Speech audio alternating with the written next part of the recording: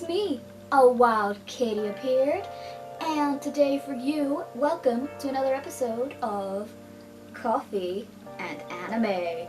Now, today we're doing something a little different than our normal scheduled program, but we are still talking about My Hero Academia. Instead of talking about the newest episode that came out this week, instead, I will be reviewing the new My Hero Academia movie that just came out, which obviously was My Hero Academia Heroes Rising. What I'll do for next week is I will talk about obviously this week's episode and then obviously next week's episode in a one-er kind of thing. But I really wanted to talk about this movie and I thought, why not do it here? Because I have another plan for another video for Wednesday. But anyways, yes, so I went to go see this movie in the cinema, of course, in Glasgow, as you do. Bumped into some of my cosplayer friends, and I also decided to wear my UA gym top. But anyways, so what I have to say about this movie. My God, I love this movie. It was amazing. Like, everything about it, the animation, the voice acting, the storyline, everything was just great, amazing. I loved it. It was so good. To be honest, like, see the first My Hero Academia movie, like, Two Heroes, Heroes Rising, was a whole lot better. Like, this movie, like, knocked that other movie out of the park. Now, I didn't even think that was possible because Two Heroes was a pretty good movie, but damn, like, they stepped up their game, like, yikes. So, now I will let you know, because in the cinema you had a choice. You could either watch the sub or the dub, but when I was going to get tickets, I could only see tickets for the dub, so I just bought those. And to be honest, I'm one of those people that I'm not fussed about dubs. I can literally watch anime in sub or dub. Doesn't really matter to me. It just, again, depends on what kind of mood I'm in. Now, I know there's a lot of people that, for some weird reason, don't like the My Hero Academia dub. And I don't understand because it's actually a pretty decent dub. And the voice actors are really, really good. So I don't know where that comes from, but we're not gonna, that's a discussion for another day, but yeah. From now on, there are going to be spoilers in this review because there's so much I want to talk about, and it's going to involve a lot of spoilers. So if you have not seen the movie yourself yet, you couldn't have a chance to go see it while it's in cinema, I would highly recommend not watching this video if you do not want to be spoiled. Obviously how this starts, we see that Class 1A have basically been put in charge of this new hero agency on this island. The island's old hero agency, there was just one man, and it was a very elderly man, and now he was a bit too old to, be going around the island looking after everyone. So they thought, so the students at UA thought, alright, how about we get Class 1A to look after this island and have them see what it's like to, have their own hero agency and stuff like that. And since this island is got a really low crime rate, there's not really any villains or anything like that there. Like, pretty much all that usually goes wrong is something breaks and someone needs to fix it, someone needs to help grandma get to the hospital, etc, etc. And we obviously see what the kids are up to, and it's, again, I love, like, one of the things I absolutely adore about this movie is that everyone in Class 1A gets to shine, and I love that. That was the one thing I didn't like exactly in Two Heroes, is because we didn't get to see everyone shine. There was obviously some characters who were not in the movie, or they were on the actual island thing that they were at in Two Heroes, but they didn't get involved in the main plot. So it was really, really nice to see them all work together. This movie already gets, like, a thumbs up for me for just having Class 1A, bonding and having fun and, everyone getting involved, which again I love. Because basically, when all the shiitake goes down, they're pretty much the only ones that can stop them. There's no, like, pro-hero there to help them. But yeah. So, I will say, this movie definitely heavily revolves around both Deku and Bakugo. And I really, really like that because we actually got to see a bit more kind of their sort of friendship and stuff like that, and them just interacting and all. Now, I've stated before on these episodes that before I've never really known how to feel about Bakugo. Back in season 1 and season 2, like, I was like, why do people like him? He's kind of a dick. But, yeah, so, but then, like, obviously when season 3 happened and all the stuff that went down there, like, I was like, okay, I understand. I see where you guys are coming from. I see where you guys are coming from. And also this movie definitely helps out with a lot of Bakugo's character development as well. Like, whew, it's top notch there. And yeah, so when the whole thing is happening, you see that there are 2 kids involved in this. Now, for the life of me, I'm horrible at remembering names. I've only seen the movie once. I want to see it again, but I can't because it was only in selected cinemas for 2 days. So yeah, there's that. So the 2 kids, there's a wee boy and a wee girl, and the girl doesn't seem to really like heroes that much. She kind of seems to think they're useless, and is trying to tell her little brother that her quirk is basically illusions. She can make anything that she wants out of her mind and it will become real. The only obviously thing is it's, you know, it can't really do much to you. It literally, like, as Bakugo, like, figured out, he literally just stood there, the thing crushed him, and he walked out and he was like, I'm okay. Because again, the thing can't hurt him no matter what happens. So that's obviously the drawback to her quirk. So this happens, and, like, she tries to show her brother that, you know, heroes are scaredy cats. They won't actually do anything when, you know, real danger is happening. But of course, we see Deku and Bakugo go and try and see what all this monster stuff is about, and it's like, oh no, they do. And, like, little boy badly wants to be a hero. Like, he really wants to help out, but he believes that his quirk doesn't exactly help it out in the whole hero thing. But then we kind of realize why the girl doesn't like to be, like, doesn't like the idea of heroes, because she doesn't want her brother to become a hero and get hurt. That's why. So she's trying to, like, downplay them and be like, no, you don't want to be a hero. Why do you want to be those losers? Like, they don't do anything. And again, that's very understandable. She doesn't want her brother to, you know, she doesn't want her brother to get hurt. And enough, you can understand that. So later on, we find out that the wee boy has this sort of quirk. It's like reforming cells in a way. Like, it's kind of like a healing kind of quirk. And of course, our main villain, 9, really wants this quirk.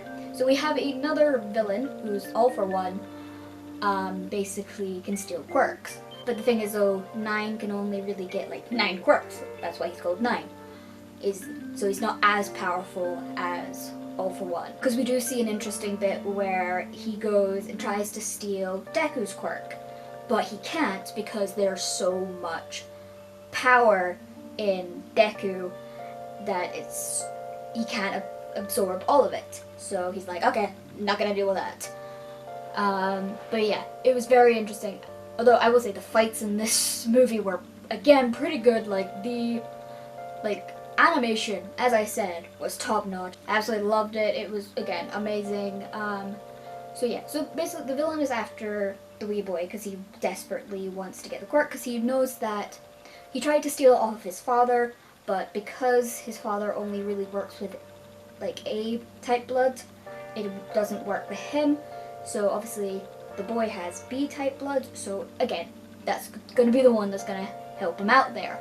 So yeah, obviously when all of the villains are attacking, again we get to see another, like, of Class 1A fighting back and working together and having everyone shine. So obviously we had, you know, Ida, Todoroki, Mina, and I feel the classmates, like, all working together to stop these villains. And again, it's great to show them off and show, you know, why all these characters are in 1A, like why they are in the top hero course, which again makes sense. And again, it was really, really great, and it was really great ways of seeing how all the characters have evolved over time as well. Again, these characters have been training a lot, you know, they've been through so much since that point. Not exactly sure when Rising Heroes is supposed to take place. it's definitely maybe later on in season 4, like, because it does seem like there's a few things I noticed in the movie that I'm like, I don't remember that being a thing, because there's a thing where we see Deku using his gloves and it kind of turns into some weird gun thing. Not a natural gun thing, but it like helps his quirk. This week's episode did have a little sneak peek of that, but that was the first time we actually got to see that happen. So I think it's definitely way later on in the season. So that's probably when this is supposed to occur, because I think pretty much all the movies are supposed to be canon, because I know in some animes, when they have movies and they're not technically canon, like in Dragon Ball, usually their movies aren't canon. But yeah, but it seems that maybe My Hero Academia is supposed to be canon. We're going to go way later in the movie, and it's after Bakugo and Deku first face 9. They are very badly injured. Like, my god, yeah, it's like they nearly pretty much died. That's basically how bad it was. But then, of course, we learn about the wee boy who can generate cells, and they're fine and it's good, yay, and they feel more powerful as well. So then obviously when they figure out that, oh, this guy is after this wee boy, they're like, right, what do we do? So they hatch a plan and everything, and of course we go to the final battle of the movie, obviously with Deku and Bakugo, and my god, this scene was intense.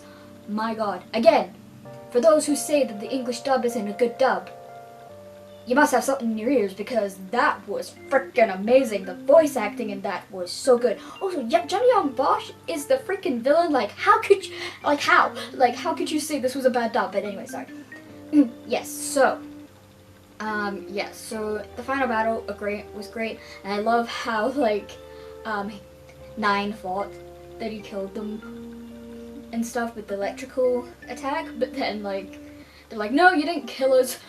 We used Kaminari basically to use as a sort of like electrical source kind of thing, and he took it all because again he's electricity, so nothing bad's gonna happen. He's just gonna be a little brain fried, the good old thing. But yeah, and again that was such an amazing scene. But then again, it still comes really tense, because at first they think, oh, we've won, we've tired out the guy, because we learn obviously 9 can't really use his quirks for that long. Like, if he uses it too much, he kind of comes to fatigue. So they're like, and when it starts for him coming sort of fatigue, they're like, all right, yes, we've won, we just need to finish him off. But then he kind of does what, a lot of video game bosses do and have a desperation move, and obviously we get a very hyped up, powerful dude, and it seems like all is lost. All is gone. They're doomed. They're fucked. But again, this is a My Hero Academia movie. Of course, we're not going to have the main characters die. But they do something, and when I was in that cinema, like, I heard the gasp. Like, everyone, I think, in that room knew exactly what was about to happen. Deku gives Bakugo his quirk. And like, as soon as I realized that, because I was just sitting there eating my popcorn like, wait, no, are they gonna do this? Are they actually gonna do this? And my god, was it the hypest thing I've ever seen in my life. Oh my god, it was so good.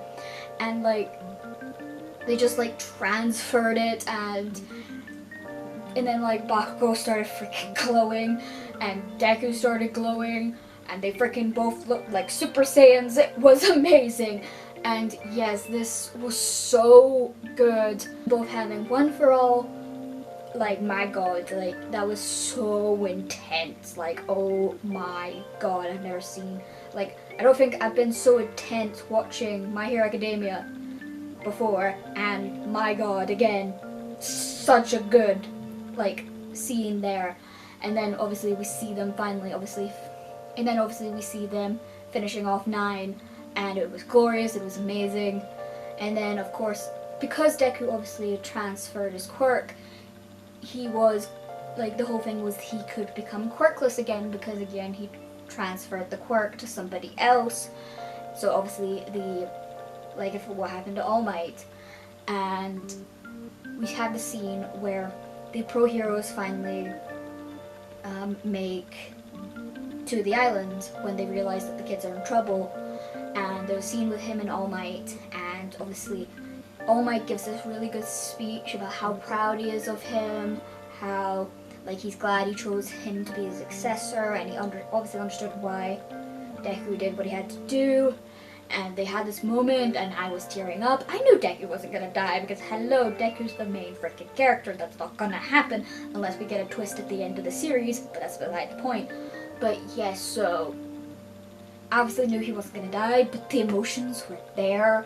I was so, like, I was just like, no, my boy better not die. He better not die. I knew fine well he wasn't gonna die, but that part of your brain that'll be like, they may do it. They actually may do it. But obviously, then we find out that actually, technically, Deku didn't transfer his quirk to Bakugo at all. The previous, like, spirits or powers, or I'm not exactly sure how they're explaining this, of obviously the previous holders of One for All is that they kind of temporarily kind of gave Bakugo the power, but technically, like, it was kind of like just shared in a way, but at the end of it, Deku still had his quirk. But Bakugo doesn't remember having the quirk. He doesn't remember him using it. And, like, we know obviously Bakugo already knows Deku has this quirk because of obviously the fight at the end of season 3. But he doesn't remember Bakugo actually getting it. So it was, because even, like, he saw that he had a broken arm and he's like, how did this happen? So yeah, that was very funny. So again, that makes sense, because I don't, like when I was watching that scene, all I could think was, is Bakugo gonna have this quirk? Is he gonna be like, is this gonna be just a thing between them? Like, is this gonna, this is very interesting, but, I mean, it makes sense, because Deku is the one that should really have it, and if Deku doesn't, like, if he transfers it, then he's gonna be quirkless again, and again, Deku doesn't want to do that. You know, he's gonna become the #1 hero one day, he said so in the first episode, but, yeah.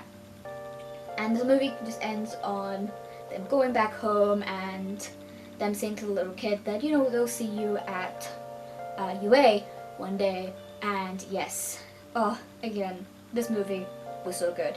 Now let's have a wee little thing. Now, we kind of got introduced to Hawks in this movie. And again, I know nothing about Hawks, because I don't read the manga.